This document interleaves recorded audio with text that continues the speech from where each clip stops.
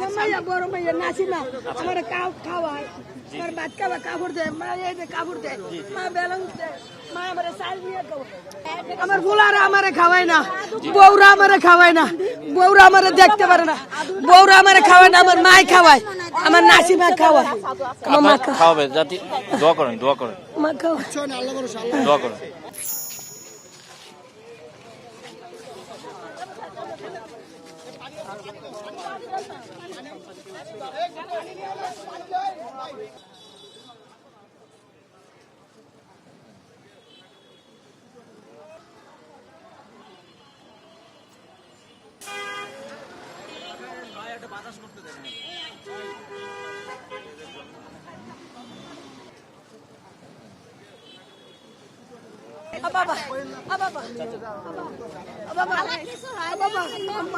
কে কে আসছিল আপনার এখানে?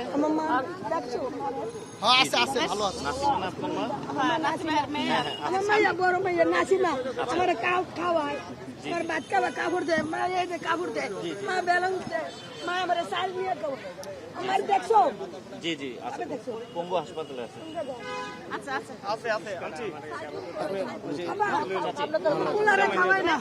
আমার বুলারা আমারে খাওয়ায় না বউরা আমারে খাওয়ায় না বউরা আমারে দেখতে পারে না বউরা আমারে খাওয়ায় না আমার মাই খাওয়ায় আমার নাসিমা খাওয়ায়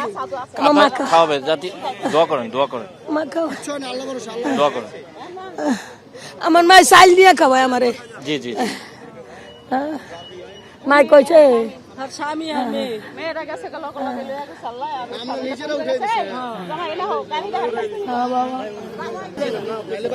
চাচি শান্ত হন হ্যাঁ কিচ্ছু না আমরা আছি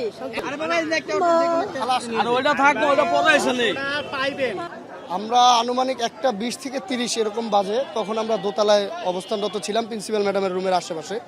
বিকট একটা আওয়াজ আসে এবং বিল্ডিং সহ এটা অনেক একটা জোরে কাঁপুনি ওঠে তখন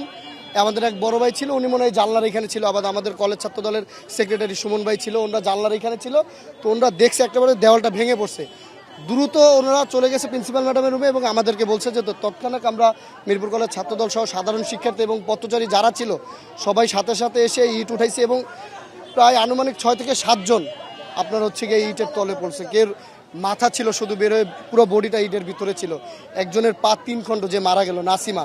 আমরা নিজে যে ওর শরীরে রক্ত লাগা ও পা বেঁধে দিছে ওটার হচ্ছে হাড্ডি বের হয়ে গেছে উনি আমার মনে হয় যেতে যেতে উনি মৃত্যুবরণ করছে যাক ওনাকে আল্লাহ তাআলা বেহেশতে নসিব করুন আমি এসে দেখছি ওনার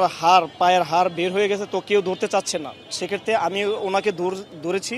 ধরে আবার যে আমার বন্ধু ছিল ওনা ওই ওড়নাটা ছিঁড়ে পরে দিয়েছে পরে আমি বেঁধে তাৎক্ষণিকভাবে আমরা ওই একটা ভ্যান ছিল এখানে ভ্যান দিয়ে আমরা হসপিটালে নিয়ে যাওয়ার আমরা ব্যবস্থা করে দিই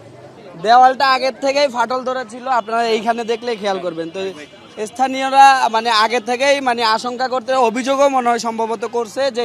দেওয়ালটা অনেক দিন প্রায় 6 মাস ধরে এটা ফাটল ধরে আছে তো যেহেতু টেম্পার না আমার মনে হয় এই জায়গায় প্রচুর পথচারী চলাচল করে প্রচুর বিকেল হইলে তো আপনার মানুষের মানে একবারে চলাচল প্রচুর করে তার বাইরে আজকে লাইনে দাঁড়িয়ে আমরা দেখতে পারছি ওই যে টিসিবির চাল দিচ্ছিল তো অমত অবস্থায় আশঙ্কাজনক আগের থেকেই ছিল দেওয়ালটা যেহেতু ঝুঁকিপূর্ণ ছিল এনারা কিন্তু মানে কলেজ কর্তৃপক্ষ এই বিষয়ে কোনো পদক্ষেপ নেয় নাই যদি এইটা যদি আগের থেকে পদক্ষেপ নিত হয়তো বা এরকম দুর্ঘটনা নাও ঘটতে পারতো এখন আকস্মিক এই দেওয়াল ধসে যাওয়াতে মানে কেউ তো বুঝে উঠতে পারে নাই যেভাবে পারছে দেওয়ালের নিচে পড়ে গেছে কেউ সরে গেছে তো যিনি মারা গেছে উনি সম্ভবত একবারে ইয়ের ভিতরে পড়ে গেছে ওনার একবারে টিসিবির পণ্য লাইনে সিরিয়ালে ছিল এটা সবাই দেখতে পারছে জানছে কিন্তু শুরু থেকেই দেওয়ালের বিষয়টা কলেজ কর্তৃপক্ষও জানে এলাকার মহল্লাবাসীও জানে মানে যারা এখান থেকে চলাফেরা করে তারাও জানে তো যেহেতু দেওয়ালটা হেলে ছিল সেহেতু আগের থেকেই পদক্ষেপ নেই এটা তো দেওয়াল ঠিক আছে এটা হেলে ছিল এখান থেকে তখন থেকে যদি পদক্ষেপ নিত হয়তো বা এরকম দুর্ঘটনা নাও ঘটতে পারতো ঘটনা হলো আমি দাঁড়াইছিলাম দোকানে হঠাৎ করে দেখলাম সাউন্ড হওয়ার পরে চাই দেখি ওয়ালটা ধইসা কয়েকজন মানুষের উপরে পড়লো মানুষের উপরে সবাই চিলাচিলি করতেছে দৌড়ে যায় মানুষগুলার ওয়ালের থেকে ইটগুলাতে সরাই মানুষ মনে করে বাইর করার পরে 2 জন স্পটে ডেড হয়েছে আর 5-6 জনের মনে করেন যে নিয়ে গেছে হসপিটালে ঠিক আছে তারপর মনে করেন এখানে টিসিবির গাড়ি আসছিল একটা টিসিবির গাড়ি তো ওরা মাল নিতে চাইছিল ওদের রোদ দেখে দাঁড়াইছে ওয়ালের সাইডে এই ওয়ালটাই ওই সময় ধসে পড়ছে